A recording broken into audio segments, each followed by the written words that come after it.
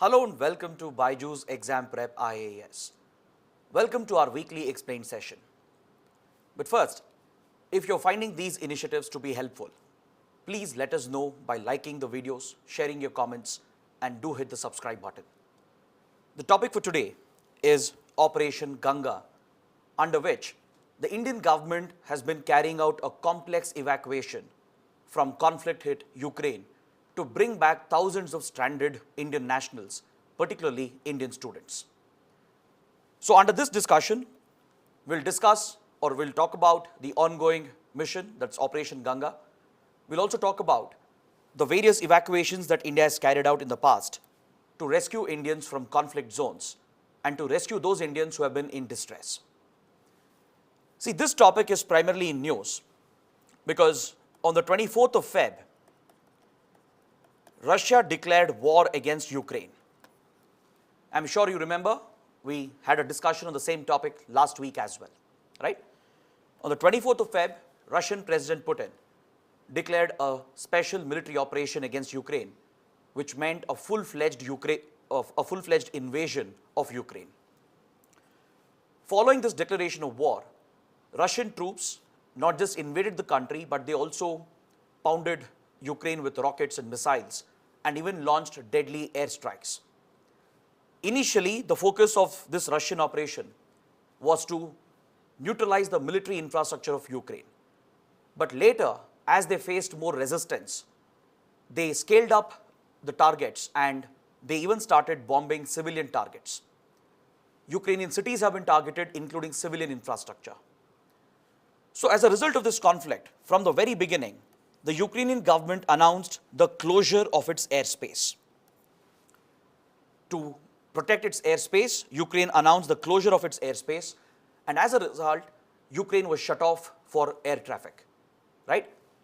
So this led Indian students and Indian nationals to be stuck in the country with no way out. The only way out of the country would be the land route. So this created a crisis, an unprecedented crisis, where more than 20,000 Indian nationals have been stuck in the conflict zone, and majority of them happen to be Indian medical students, because apparently Ukraine happens to be a popular destination for medical students from India. So to rescue these stranded students, India has launched an ambitious and a complex mission, which has been codenamed Operation Ganga. But unfortunately, even before India could come to the rescue of the Indian students, a tragic incident took place. An Indian student from Karnataka by the name Naveen was killed in the crossfire between Russian troops and Ukrainian troops. He lost his life in the city of Kharkiv, which is located in the eastern parts of Ukraine, where intense fighting has been going on since the last 1 week. So to ensure that the remaining Indian students are not threatened and to ensure that they are brought back safely, the government of India has launched Operation Ganga, and as per latest reports of today, the Ministry of External Affairs has stated that more than 6,000 people have been safely brought back. In the coming days, another 7,000 plus Indian nationals would be brought back. But even after this, a few more Indians will still be left in Ukraine, particularly in the eastern provinces where intense fighting has been going on. So the fate of these Indian nationals still hangs in the balance, and that is why this topic is very, very important. So in this discussion, we shall understand some of the specific details of Operation Ganga. How exactly is India carrying out this complex mission? What are the challenges that the government is facing in executing the operation? And also note that this is not the first time that India is carrying out such an evacuation. India actually has a terrific track record, a splendid track record of evacuating Indian nationals, that too in very large numbers, from multiple conflict zones. Not just conflicts, even in countries which have been hit by disasters, that is natural disasters, right? Whenever Indians were in distress, Indian governments have always reached out and provided the required logistical support to bring them back home safely, right? So we are going to discuss the history of evacuations carried out by India. That will give you a great insight into Indian foreign policy as well. And we are going to discuss why the government has a responsibility to ensure the safety and well-being of Indian nationals abroad. What's the reason that the government has an obligation to protect Indian nationals abroad? How will it help India? How does these operations help India? Right? Is there something for India to gain as well? So all these issues will be discussed comprehensively in the next 50 to 55 minutes. See, 24th of Feb was when Russia declared war against Ukraine, right? Russian troops had been assembled all along Ukraine, across the northern, eastern and southern borders. And following the announcement by President Putin, a massive onslaught began across all the fronts. A full-fledged invasion was carried out from the south, the north and the east, right? Because Russia already controls the Crimean Peninsula over here. It was easier for Russia to push troops from here. In the east, in the Donbas region over here, right? Particularly in Donetsk and Luhansk, where Russian-backed separatist movement has been going on, Russia always had an advantage. So it quickly stepped up the conflict here, and as well as with the help of Belarus, which has aligned with Russia, it has quickly pushed the troops from the north as well. Key locations like Chernobyl nuclear power plant have already been captured. The troops have cornered the capital, Kiev. And even though Ukraine has been putting up a resistance, right, Russian forces have unleashed full assault against even cities and civilian infrastructure. Just in the last 24 hours, few important cities have also fallen in the south, and Russia has already managed to create a land corridor that connects the Crimean Peninsula with the rebel-held territories over here. So as this conflict intensifies, thousands of Indians are stuck in the conflict zone. Majority of the Indians, who are especially Indian students, they are concentrated in the eastern areas towards the Russian border, especially in cities such as Sumy and Kharkiv, because this is where most of the medical colleges and universities are located. Thousands of Indian nationals travel every year to study in these universities because medical education is easily accessible, affordable in Ukraine, sometimes even as compared to India. So considering the intense competition here and the lack of availability of seats here, many students prefer to go abroad, particularly to Ukraine, to study in these colleges and universities located at Sumy and Kharkiv. Apart from these eastern areas, Indians can also be found in the capital Kiev and few other parts of Ukraine. But since the conflict is largely concentrated in the northern, eastern and southern parts, those Indians who are in central Ukraine and in western parts of Ukraine, they are relatively safer. It was always easier for them, relatively easier for them, to move towards the western borders, right? Because that was the only way out. But those who are stuck in the eastern areas, particularly at Sumy and Kharkiv and as well as at Kiev, they face the greatest risk because they are stuck in an active conflict zone where intense hostilities are being reported between Russian and Ukrainian troops. Now, let's say you're a diplomat. Let's say you're posted in one of these countries around Ukraine. And if you're assigned the task of planning the evacuation, the first thing you need, the first knowledge, is the geography, the knowledge of geography of the region, right? Plus a good sound understanding of the geopolitics of the region. Since Belarus and Moldova have been aligned with Russia, these routes were not a viable route for evacuating Indians, right? Evacuation through Ukraine was not possible because the airspace was already shut as soon as the war began. So Ukraine route, Belarus and Moldova are ruled out. And since eastern areas are witnessing intense conflict, even this route of evacuation is risky towards the Russian border, right? So the only viable route was towards the western borders with countries such as Romania, Hungary, Slovakia and Poland. These were the most preferred routes which would provide a safe alternative for the Indian students and the Indian nationals.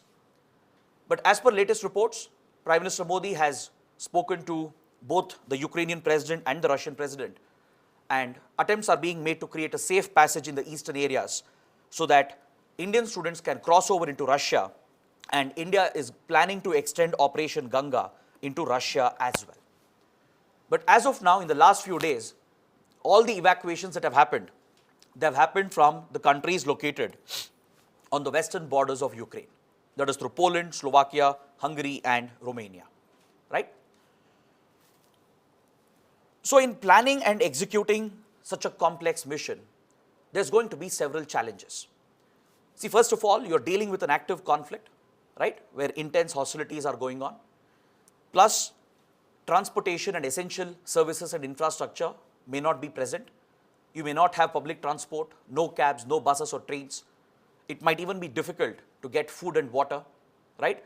And suppose you are, let's say you are injured, right? Getting medical aid may also be impossible. So in these difficult and challenging circumstances, it's not easy to plan an evacuation. It's not easy to execute such a complex mission because it requires several factors. It requires several elements to be put in place to carry out a safe evacuation. The first step of any such operation, of any such mission, would be the issuance of right advisories to the Indian nationals in that country. This task, this responsibility lies with the Indian embassy, the Indian high commissions or the Indian consulates of the concerned countries. The embassies and the high commissions, they give out periodic travel advisories to their nationals, highlighting the threat levels in any country.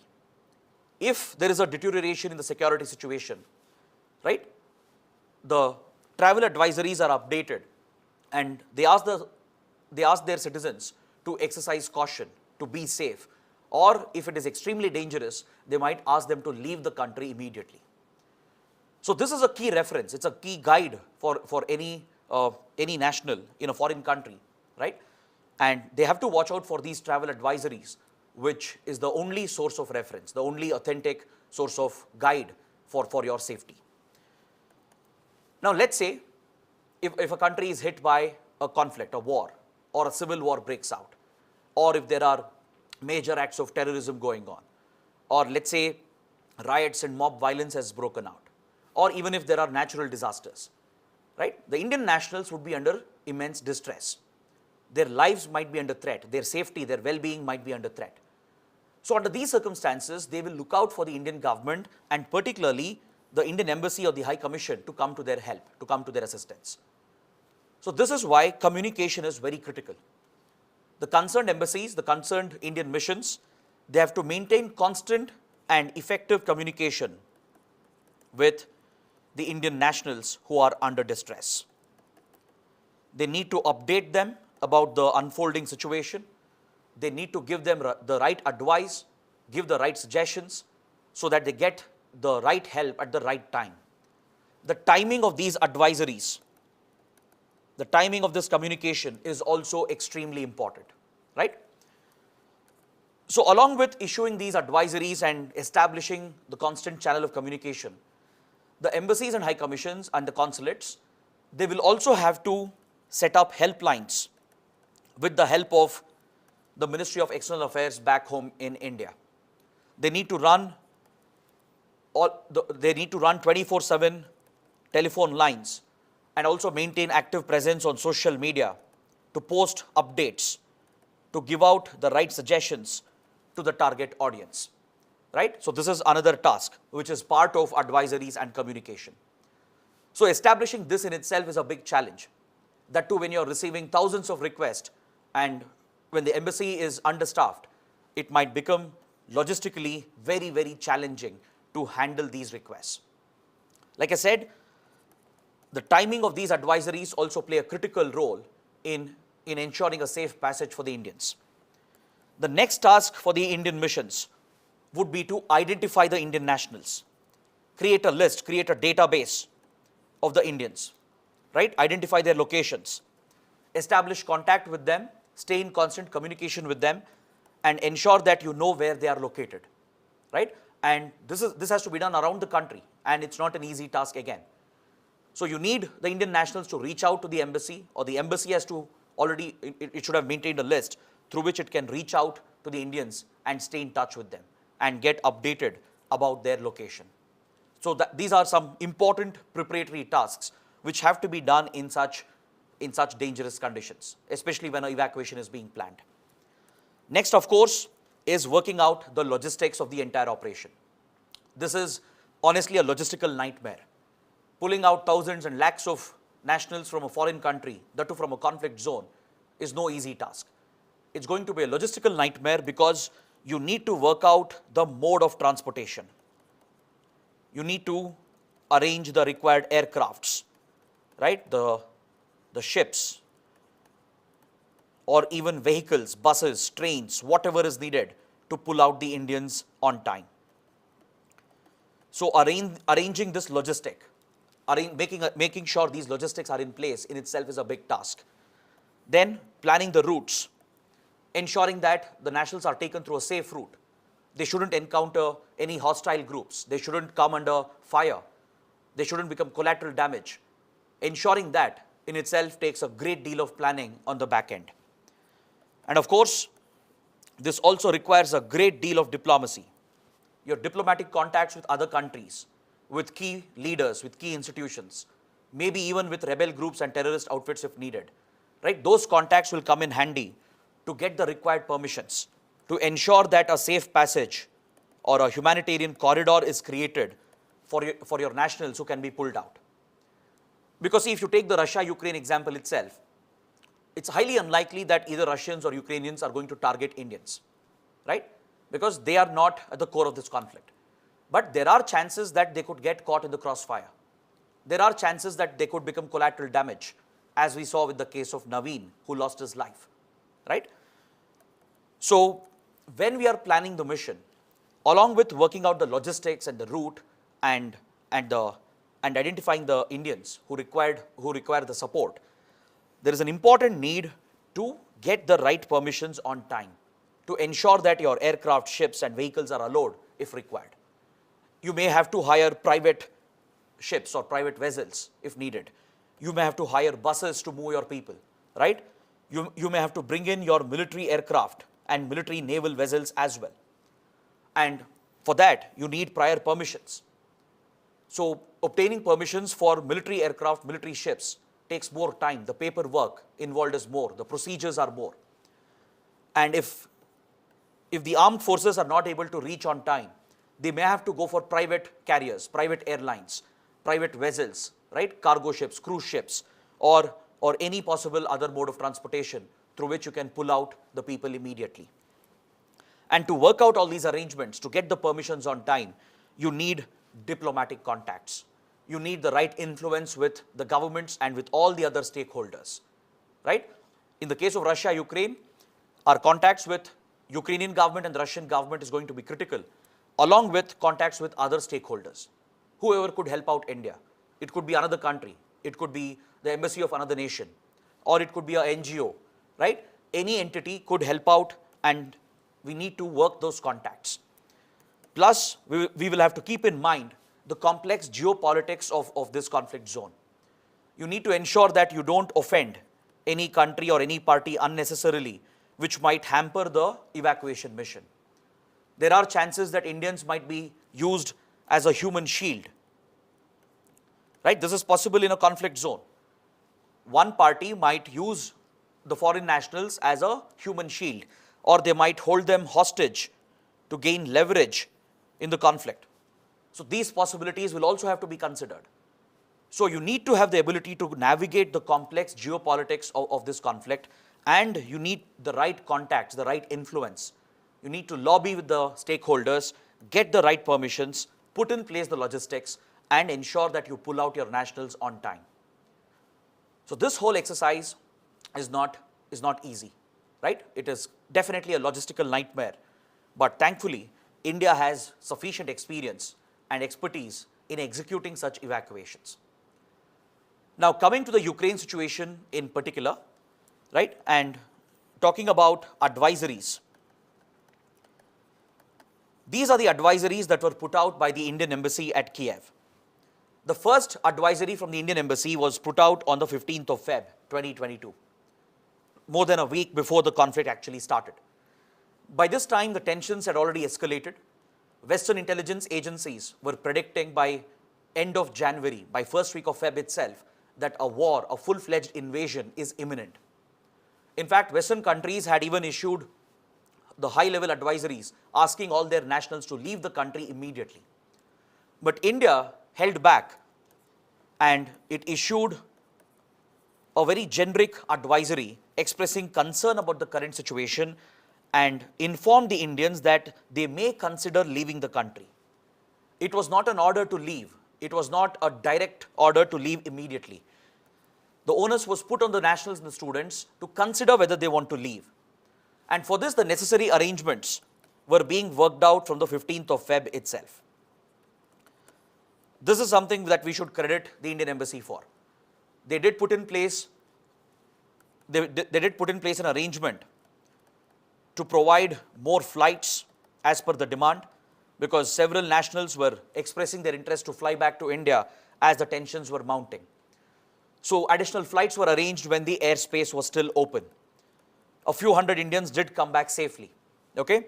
Then comes the second advisory a few days later on the 20th of Feb. Here the concern expressed is more serious, but however, the government says, or the embassy says, that the citizens may have to consider leaving the country by working out their own flights, their own private transportation. Right? So this is what happened in the initial days, that is before the conflict started. Then comes the third advisory on the 22nd of Feb, which is almost on similar lines. Here again, the concern is about the medical students, their classes, but again, nothing serious about a possible evacuation or a possible war breaking out. No direct orders to leave the country. And this is what took India by surprise. This is where India was on the back foot. Because on the 24th of Feb, when Putin delivered the address, it came as a big shock to the Indian government and as well as to the Indian embassy. Immediately after the announcement, the clashes began, the war broke out, and Ukraine shut its airspace. So this closed all our options for a direct evacuation via Ukraine. Now the window for India to have pre-planned such an operation or to have pulled back Indians before the conflict was in the second and third week of Feb. But India had to hold back, possibly because of its diplomatic position on the conflict. Since several weeks, India has been maintaining a very neutral position, right? In order to ensure our ties with Russia is not affected, we have maintained a very neutral stand. We haven't criticized the Russian invasion till date, and we have been abstaining from voting against Russia at the UN and the UN General Assembly.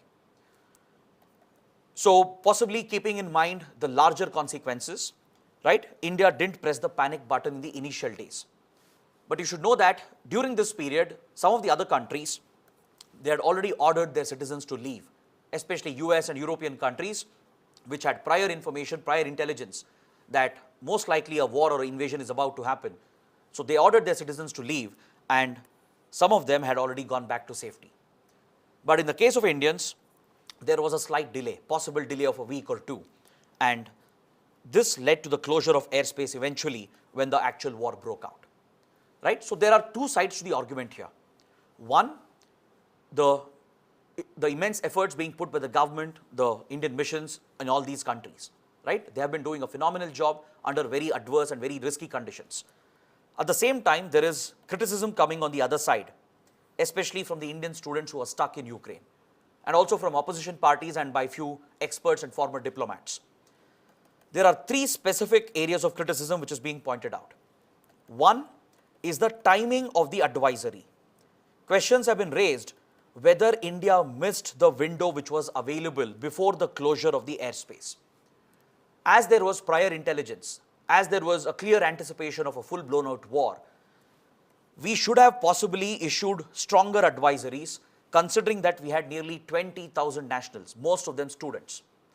Maybe in the second, third week of Feb, between 15th, 20th of Feb, stricter advisories should have been issued ordering Indians to leave immediately. So this possibly is being considered as a lost opportunity, as a lost window, because the timing of the advisory went wrong.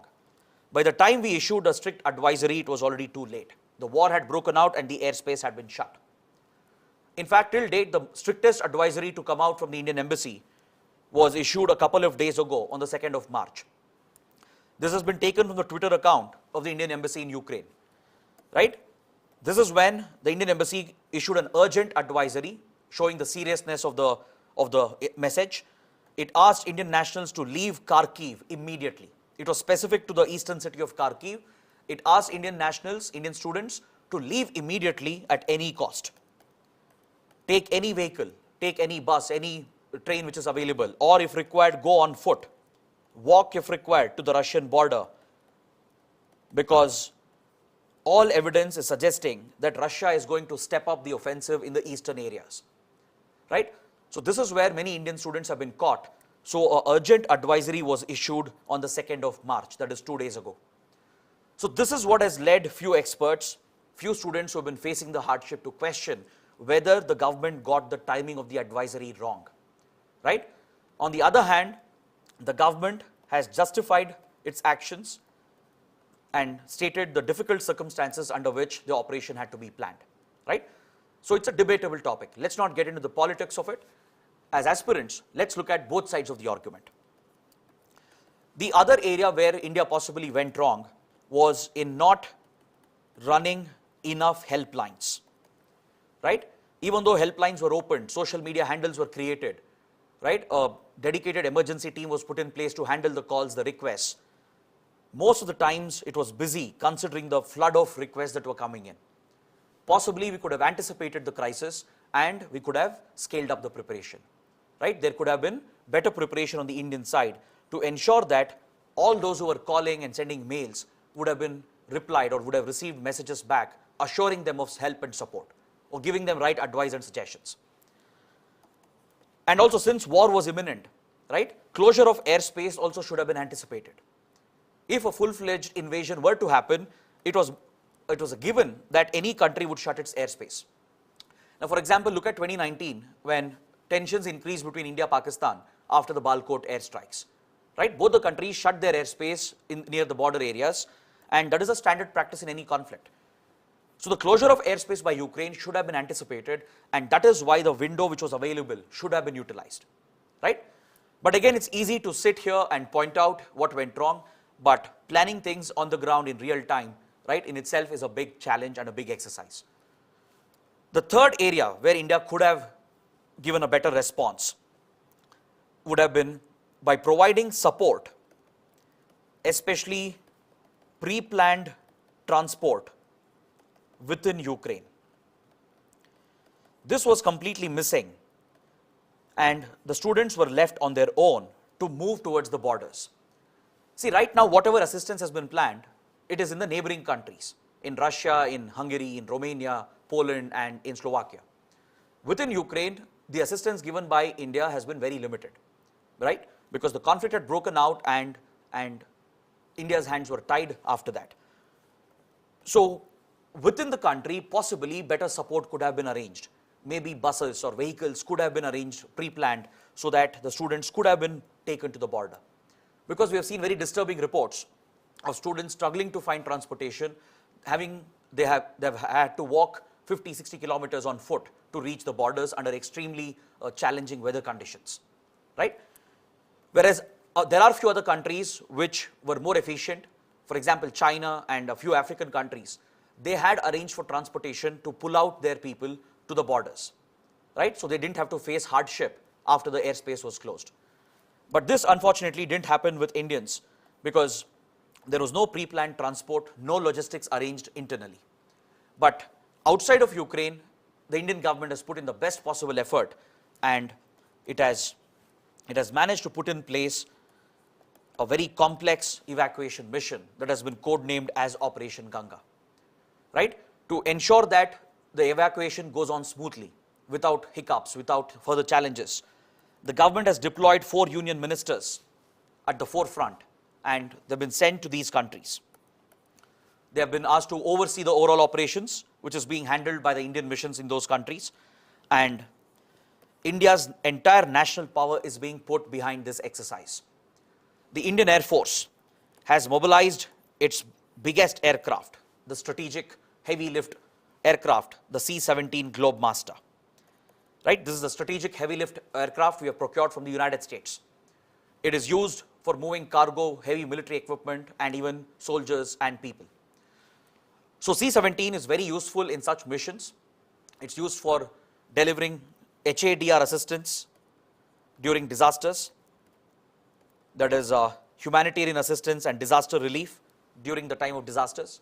It can be used for such evacuations as well, because they can easily accommodate up to 300 people at least, and you can fly multiple sorties to bring back as many people as possible.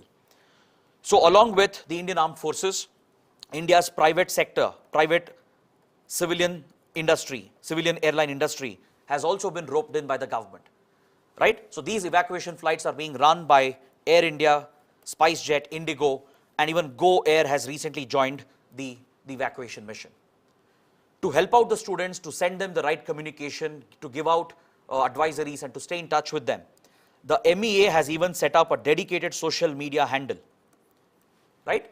Helplines have been created. So all the right possible steps have indeed been taken by the government.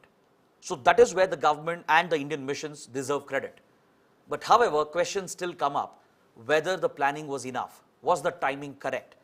Could we have done this maybe 10 days before or a week before, like the other countries did, right? Then Indians need not have been stuck in the conflict zone under these grave circumstances, right? So that is where the criticism comes in. But however, credit should also be given where it is due, considering how complex the mission is going to be. So under the ongoing mission, regular flights have been planned from few specific cities located in these countries on the western borders of Ukraine. From cities like Bucharest and Suceava, which are in Romania, right? The Indian nationals have been moved across the border to Bucharest and Suceava, and from there they are being brought back through Indian military aircraft of the Indian Air Force. That's the C-17 Globemasters and the private airlines of India. Then another important location is Budapest in Hungary, right? Next, Košice in Slovakia and Rzeszów in Poland. So these are the key locations. These are the staging grounds for the Indian operation. All the Indian missions here in these countries, they have moved into the border areas. The diplomats are camping there, waiting for the Indian students, ready to provide all help and assistance needed, right? They have worked with these governments. Thanks to the help given by Poland, Slovakia, Hungary, and Romania, right? Indians have been accepted. They have been given the immediate support, the help needed, and the local administration has been working with Indian diplomats to receive these Indian students, right? So this is where the Indian aircrafts are being sent to bring out the Indian nationals in different phases, in different sorties.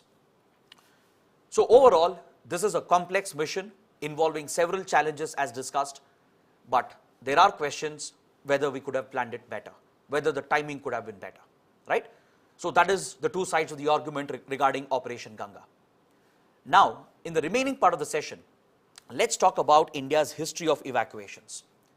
Let's quickly get a look at the history of successful evacuations that India has carried out in the past. Because this is not the first time that we are dealing with such a crisis, right? Since 1990, we have dealt with multiple such incidents.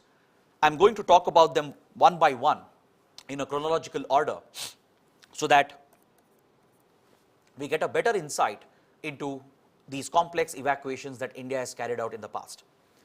Let's start by talking about the Kuwait airlift of 1990. The year was 1990, and Iraq, which was then under Saddam Hussein, the military dictator, had invaded Kuwait, right? Iraq had carried out a military invasion of Kuwait.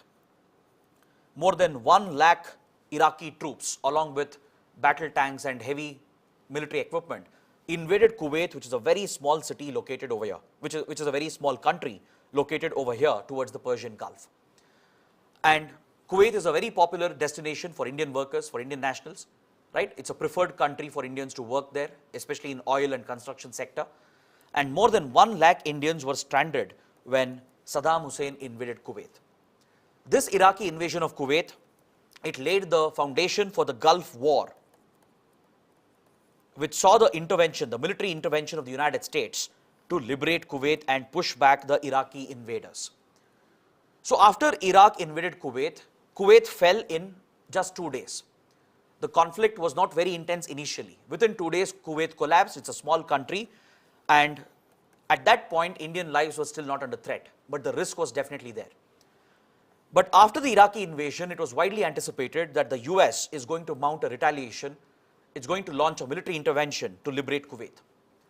So as the Gulf War was coming, right, India had a very narrow window, a very short window of possibly a few weeks or a month plus to bring out all the Indians. So that's when then Foreign Minister I.K. Gujral was sent on a special mission to Iraq to establish contact with Saddam Hussein himself, right? I.K. Gujral would meet Saddam Hussein, highlight India's concerns. At that point, Iraq was a close friend of India because Iraq is a key oil supplier to India, right? India is a big market for Iraq, so we did have good diplomatic relations and economic relations with the Saddam Hussein government. Using this as a leverage, I.K. Gujral worked out a safe passage for Indian nationals, and this was guaranteed by none other than Saddam Hussein himself. So this gave India a small opportunity, a small window to pull out the Indians from Kuwait. So a complex route was worked out. Through a caravan of buses, Indians were pulled out into Basra, which is a city here in southern Iraq, close to Kuwait. And from there, they were moved towards Baghdad, the capital. And then they were taken into Jordan, because Iraq would not be safe for evacuation. A conflict might happen here itself. US might invade Iraq itself. So those threats existed, and hence Indians were pushed back into Jordan. They were brought into the capital Amman, from where air evacuation was planned. In total, around 170,000 Indians were reportedly evacuated in this mission. This mission held a world record until recently for being the largest airlift, for being the largest air evacuation. So here, India employed its diplomatic assets. It made use of private airlines, at that point, public carriers like Air India, right? Air India was the national carrier at that point of time, a national asset again, right? Along with Air India, a few private airlines were also roped in, and through civilian aircrafts, Indians were rescued and brought back in a mission that stretched over 2 months. So over a span of 2 months, around 170,000 Indians were brought back, and this made Kuwait airlift the biggest airlift in the history, right? At that point, it was the biggest air evacuation. Then following this, in the year 2000, we witnessed another situation in a West African country, in a West African nation known as Sierra Leone, which is located over here. It faces the Atlantic Ocean, okay? So Sierra Leone was in a state of civil war from more than 1 decade. From 1990s itself, this West African country had descended into a civil war. So here, a UN peacekeeping mission had been deployed, and Indian troops were part of this UN peacekeeping mission. The Gorkha Rifles of the Indian Army were part of this peacekeeping contingent, along with troops from other countries like Britain and Ghana. So this peacekeeping operation was codenamed as Operation Kukri. It was a peacekeeping mission to maintain peace in the conflict zone. But as a part of this mission, right, when the peacekeeping forces were carrying out their mandate, the local militias, the local militant outfits, they managed to capture a few peacekeepers, and they held them hostage for more than 2 months. Right? Nearly 222 peacekeepers were held as hostages, and many of them were Indian soldiers belonging to the Gorkha Rifles. So at this point, to save the Indian soldiers and to bring them back safely, along with the other UN peacekeepers from other countries, the Indian Air Force launched an evacuation mission, and through its helicopters, it flew around 98 complex sorties and brought back all the hostages safely. It secured their release and brought them back safely. So this was another such evacuation we have seen back in the year 2000. Next, in 2004, the Indian Ocean was hit by a massive tsunami, right? A huge underwater earthquake was reported at the Sumatran island here in Indonesia. This underwater earthquake off the coast of Sumatra set off a massive tsunami wave that hit the Andaman Nicobar Islands, the east coast of India, Sri Lanka, Maldives, and many other countries in the Indian Ocean, including East Africa. India itself was severely hit by the disaster, especially in Tamil Nadu and other parts of east coast of India. Massive damage had been reported, especially in Andaman Nicobar. Extensive damage had been reported, and number of Indians had been stuck in flooded waters. So despite India's own crisis, right, we reached out to our friendly countries, that is Sri Lanka, Maldives, and Indonesia. We provided disaster management assistance, or HADR assistance, humanitarian assistance and disaster relief, we dispatched our naval ships to Sri Lanka under Operation Rainbow, to Maldives under Operation Castor, and to Indonesia as well, which was severely hit under Operation Gambhir. These were essentially carrying supplies, emergency relief material and supplies to these disaster-hit countries. But this in itself was not the evacuation mission. It was a mission through which we were giving disaster management assistance. But under the same operations, we also evacuated a number of people, including Indians and foreigners, who were stuck following the tsunami. Is that clear? An air bridge was created, an air link was created between Andaman, Sri Lanka, Maldives and mainland India. And those who were injured, those who were in need of immediate attention, those who had to be rescued, they were brought back through these air links to mainland India so that they could be brought to safety, so that they could also receive better medical care and attention. So Operation Rainbow, Castor and Operation Gambhir, these were disaster management missions to send relief material. But the mission was extended to bring back people as well, to evacuate people who were stuck, who were in distress. And more than 600 air sorties were flown by the Indian Air Force and the Indian Navy. Even the Indian Coast Guard played a major role in these operations. Another example would be Operation Sukoon in Lebanon, carried out in 2006. Lebanon is a country that borders Israel. It faces the Mediterranean Sea. Okay? In Lebanon, there is an extremist outfit known as Hezbollah. This group is backed by Iran. Countries like Israel and US treat Hezbollah as a terrorist outfit. In 2006, Hezbollah carried out a cross-border attack against Israel, and this pushed Israel to retaliate against Lebanon, and it declared war against Lebanon. It carried out an invasion in the southern parts of Lebanon. So as the conflict broke out, nearly 10,000 Indian nationals were stranded in the country, and at least 2,000 of them were at immediate risk because they were in the southern parts of Lebanon. So they had to be rescued immediately because the conflict was escalating. They could get caught in the crossfire, and we even received requests from small countries, small neighbors of India like Sri Lanka and Nepal, who were also asking India's help to rescue their citizens. Right? Even few Sri Lankans and Nepalese were stuck in this conflict. But small countries like Sri Lanka, Nepal can't arrange their own evacuation. Right? It's a very expensive and a very complex exercise. So they reached out to India for help, and that is when India launched Operation Sukoon. Fortunately for India, an Indian Naval Task Force number 54, was very close by to the conflict region.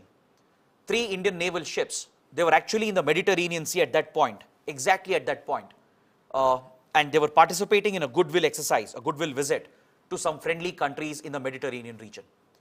So they were heading back, they had just entered the Suez Canal in Egypt, and as and when India launched Operation Sukoon, these naval ships of Task Force 54, they were asked to turn back and head towards Israel and Lebanon. Right? They approached the conflicted area with great caution because there shouldn't be any misunderstanding. The two sides shouldn't mistake the Indian naval ships for enemy ships, and they shouldn't target them. So they approached the conflict area with battle preparedness to deal with any possible attack, and they successfully reached Lebanon and evacuated Indian nationals. These naval ships brought the Indians to the nearby island of Cyprus, which is located over here.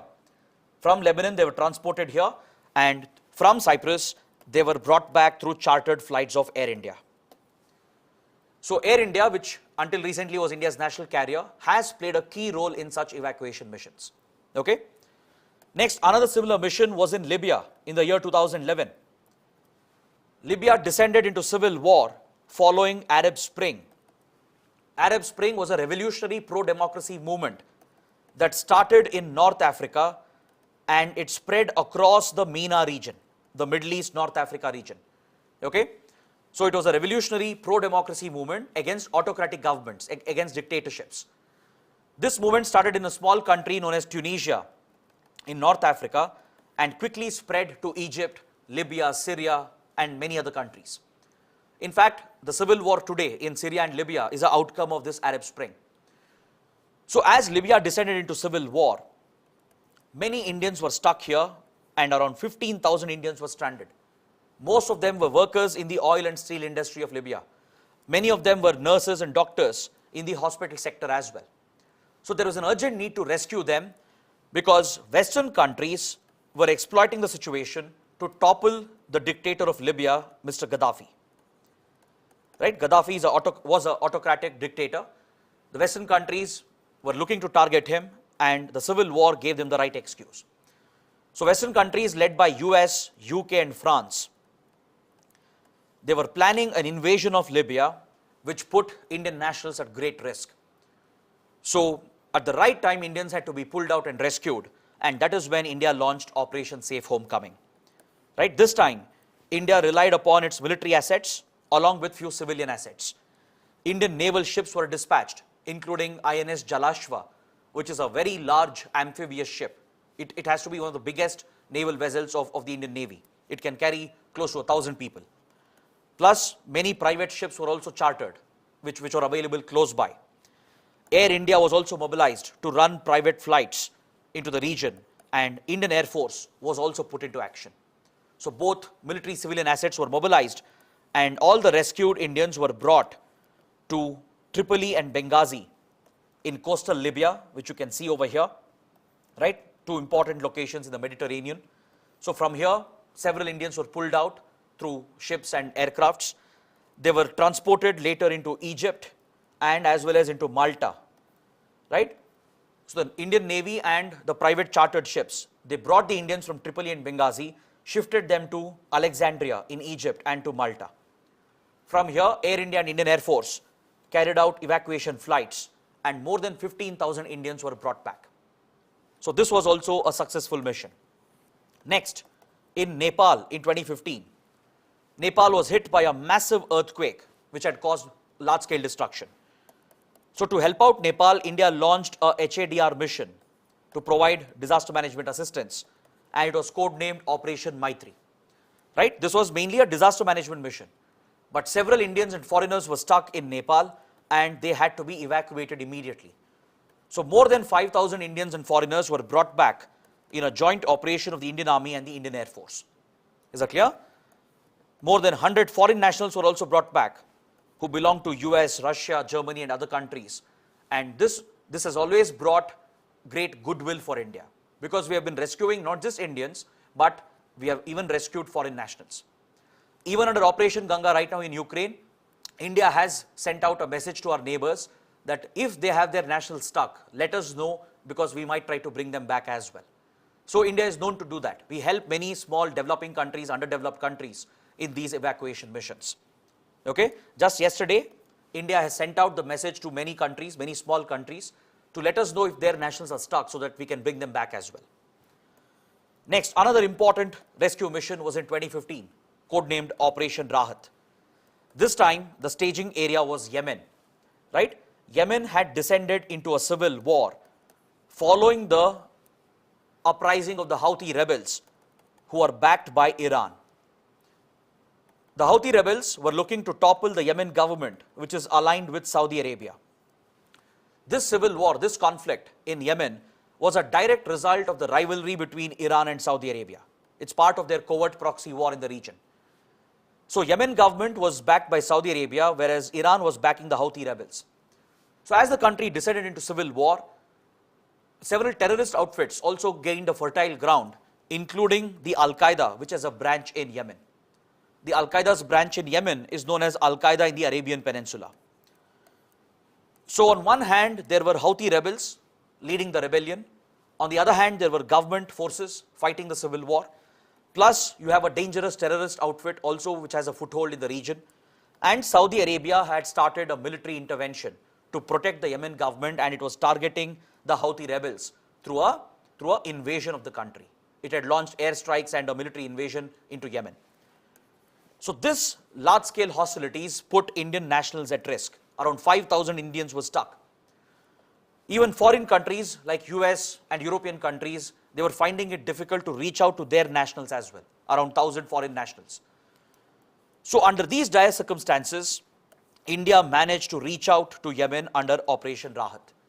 Even though a no-fly zone had been declared, the Indian Navy and the Indian Air Force did a phenomenal job with the help of Ministry of External Affairs.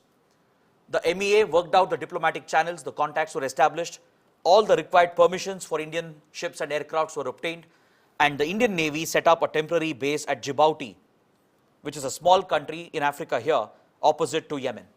Okay? So between Djibouti and Yemen, there's an important location called the Bab el-Mandeb Strait. It's a choke point, it's an important navigation route as well. So right next to it, we have Djibouti, where the Indian Navy set up a temporary base to run these operations. The Indian Navy is well versed with this area because it is always deployed in the region on anti-piracy missions. So it utilized the experience, it utilized the contacts it had with other countries and other navies, and launched multiple ships and vessels, which also contained the Marine Commandos, the special force of the Indian Navy, just for added safety. Because here we were dealing with terrorists and extremists. So there is a possibility that Indian vessels and Indian nationals could be targeted. So Marine Commandos, the special force of the Indian Navy, was also deployed on these ships, and they were brought back safely to India. The Indian Air Force also played a role, deployed its cargo planes. Air India was also mobilized, right? And even small fishing vessels and ferries from Lakshadweep Islands were mobilized to bring back all those who were stuck. This operation in particular brought a lot of goodwill to India because we quickly rescued not just Indians, but also several foreign nationals from nearly 41 countries. Almost all these countries were entirely dependent on India because no one else had access to the region. No one else had the resources, the capacity at that point to carry out a timely intervention. So India stepped in and executed this operation, and much of the credit goes to the Modi government for organizing a safe and a successful evacuation. Another instance is Operation Sankat Mochan of 2016. This time it was South Sudan which had descended into a civil war. Right? South Sudan is in Africa. In this civil war, around 600 Indians were stranded, and to rescue them, the Indian Air Force again deployed the strategic heavy lift aircraft, the C-17 Globemaster, and all the Indians were safely brought back. Okay? Next, the COVID-19 pandemic. As the pandemic broke out, India had to carry out 3 major evacuations in 2020 and in 2021. First, when COVID-19 broke out in Wuhan, and when entire Wuhan and Hubei province went into a lockdown, hundreds of Indians, again Indian students, were stuck along with foreign nationals from friendly countries. So India ran a mission through the Indian Air Force, through which we sent medical assistance and relief material to China, and on the same aircraft we brought back all the Indians, including foreign nationals and our embassy officials, and they were all brought back safely to India. Right? These foreign nationals were from Madagascar, Bangladesh, Maldives, US, etc. So hundreds of Indians and foreign nationals were brought back from Wuhan because the whole Hubei province had gone into a strict lockdown, and this was severely affecting the well-being of these people. Right? Next, after COVID-19 was declared a global pandemic, India had to carry out 2 more major missions. Large-scale evacuations had to be done because countries around the world were going into a lockdown. Right? Civilian air traffic was shut, airports and air traffic was closed around the world. Lakhs and lakhs of Indians were stuck abroad, and they all had to be brought back. So 2 major operations were launched. One was Operation Samudra Setu. This was the mission of the Indian Navy. Okay? And Samudra Setu has been held in 2 phases. Under Samudra Setu 1, which was held in 2020, right? It was launched in May 2020. The Indian Navy was dispatched to bring back Indians who were stuck in few countries, such as Maldives, Sri Lanka, and Iran.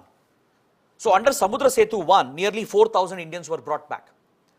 And almost parallelly, India also ran a relief mission known as Mission Sagar, through which essential medicines and relief material was sent to many countries in the Indian Ocean region as a goodwill gesture, because this was a disaster, right?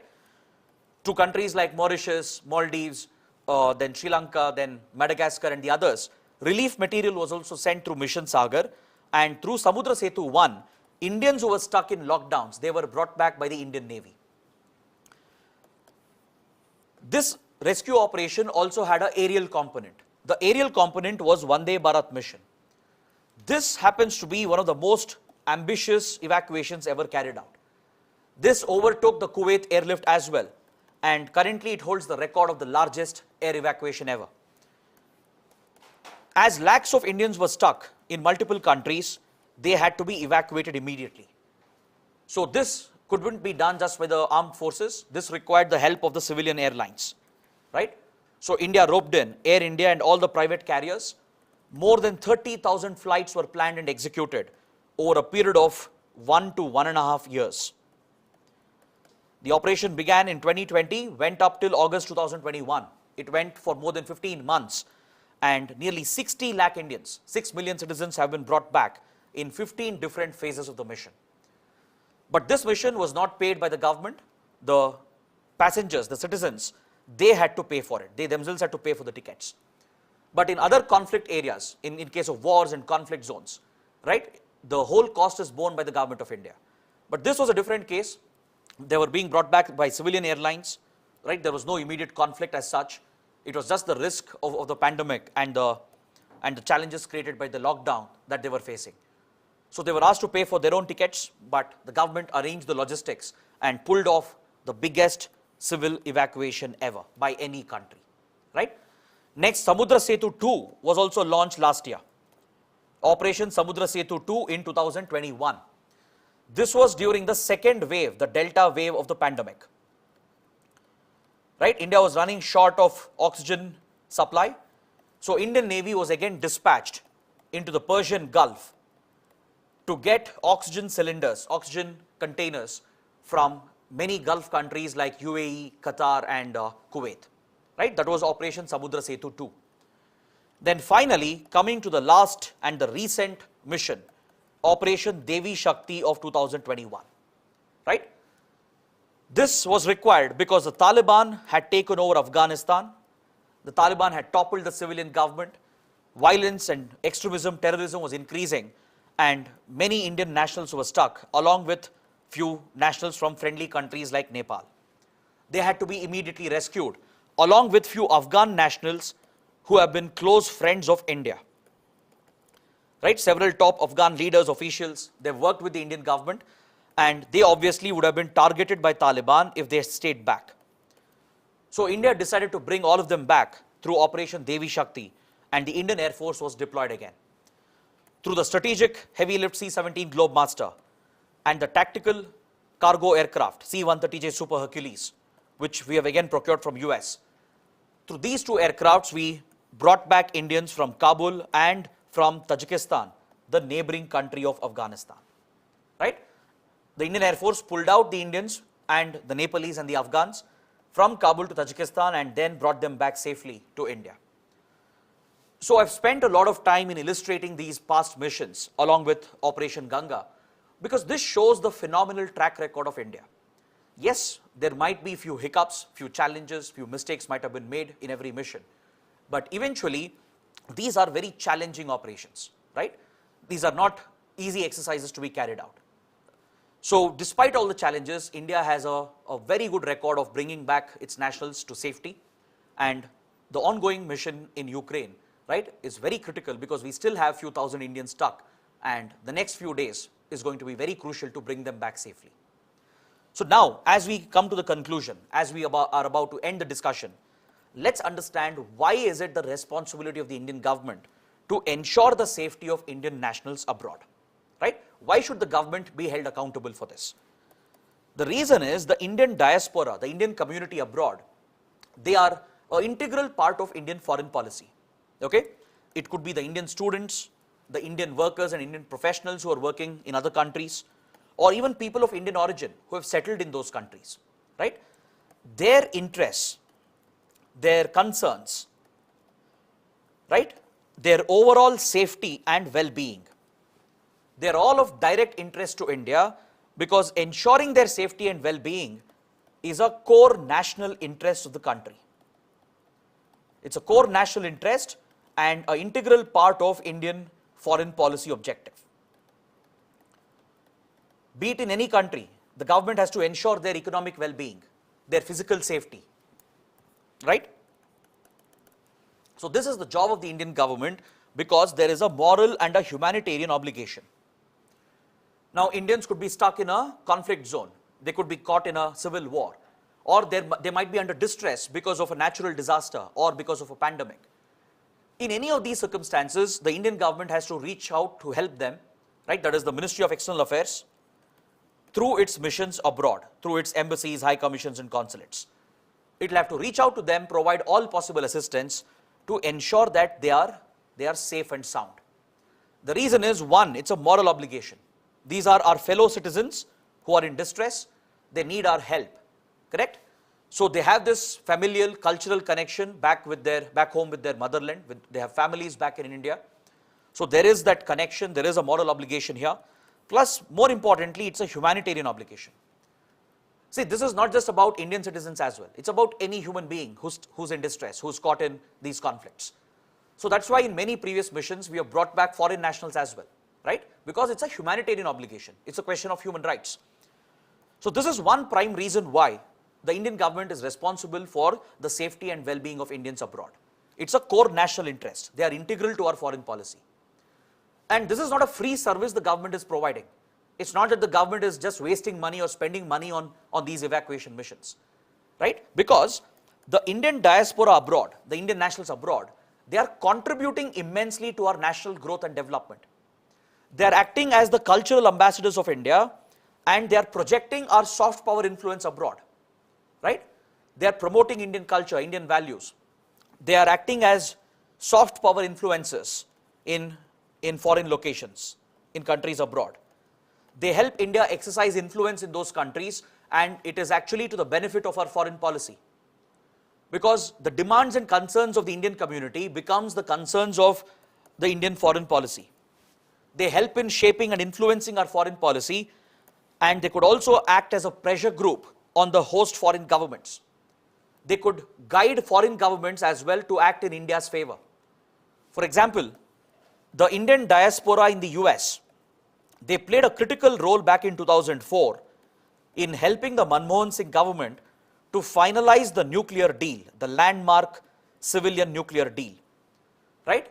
The Indian diaspora acted as a lobby group, as a pressure group, and pushed the then George Bush government to finally sign the civilian nuclear deal with India, which was a landmark diplomatic achievement. Like this, Indian diaspora, they are in influential positions in many countries. In Canada, in Australia, in UK, in many other countries around the world, right? Even in small countries like Mauritius and Fiji. The Indian professionals, Indian workers, even second, third generation Indians who have settled in those countries, they act as an influence. They act as a leverage for India, right? Their concerns become the concerns of the Indian government. Their well-being becomes the major responsibility of the Indian government.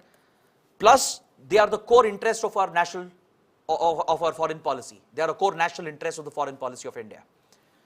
So they not only help in shaping and influencing the foreign policy, they also act as a useful pressure group to lobby with foreign governments so that they act in favor of India in key decisions. And also don't forget that the Indian community abroad is sending back precious remittances back home, right? What they earn, they send it back home to their families in India. So this is very, very critical for the Indian economy because the remittances we receive is helping us bridge our current account deficit. Okay? India happens to be one of the largest recipients of remittances from abroad. We receive close to anywhere between $60 to $100 billion every year. Now that's a massive sum of money, right? That too in foreign exchange. And this is helpful for India to bridge its current account deficit. So they are already performing a key role in national growth and development. They are further enabling our foreign policy. So it's only returning the favor to them by ensuring their safety and well-being. That is why it's the responsibility of the government. It's an obligation on the government, right? Now coming to the end, what else do we gain from these missions? Is there something else we stand to gain from these operations, right? See, to execute these complex operations, you need the required institutional capacity. Not every country can pull it off. It's only big, large powers like India, US, maybe Russia, right, China. Only these big countries can pull off these kind of missions. So this requires close coordination and cooperation between various critical institutions of the government, right? Various assets of the Indian state, various elements of national power, they will have to come together, synchronize their efforts to ensure the success of these operations. Of course, the primary responsibility lies with the MEA, the Ministry of External Affairs, right? Its missions abroad, the Indian diplomats abroad play a critical role in these operations because they are the ones who will get the diplomatic reach needed. They are the ones who have to work the contacts, work the channels, get the permissions, right? Plan the logistics, issue the right advisories at the right time, communicate with the Indian community, stay in touch with them, provide them right advice and help them in whatever way possible. All of this is taken care of by MEA and its missions abroad. Next, Ministry of Defense also plays a critical role, right? It plays a role in deploying the armed forces. It could be the Indian Army, the Indian Navy or the Indian Air Force, right?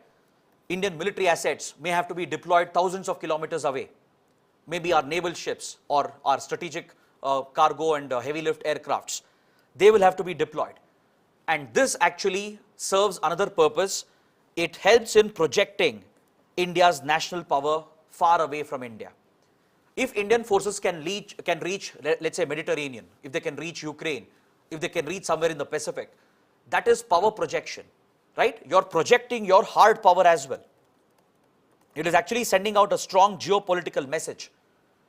This is not just a humanitarian mission, it's not just a rescue mission, but by deploying your armed forces, especially your Navy and Air Force, to these far-off locations, you're actually sending a message that we can reach out to these far-off locations, right? This is hard power projection at work. It helps the armed forces and the defense ministry to boost their hard power image abroad. It aids India's national power status as well. The intelligence agencies, particularly RAW, that is India's Foreign Intelligence Agency, will also play a key role in collecting vital information, vital intelligence, which could help in planning these operations.